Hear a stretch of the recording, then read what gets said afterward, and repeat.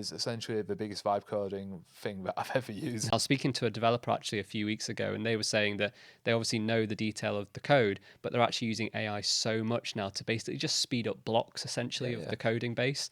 And honestly, the amount of websites that they've been able to build by having this kind of block functionality Mm. together and asking ChatGPT what it thinks of a certain style has, absolutely just meant that they're able to grow as a business and just Yeah, get yeah. 10x more revenue in, which is really solid. Which I'd recommend if you've not tried it, try Google AI Studio.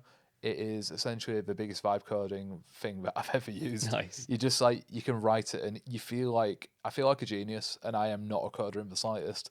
And I know that it's probably wrong in so many ways to somebody that understands code, but it's allowed me to create front end products, and the team have also created front end products where we can check search term reports, we can speed up reporting in general. There's so many things that we can do where before it would be such a manual, laborious job, that we're creating front end, essentially tools that we can give to the wider team. Yeah. Creating this sort of like library of different things that people can use. So it's like if you need to do a search term report, you need to write copy, you need to do, comparative research. We're essentially creating a little a little library that allows Nice. everybody to access those, and it's all hosted within our sort of like studio suite as well.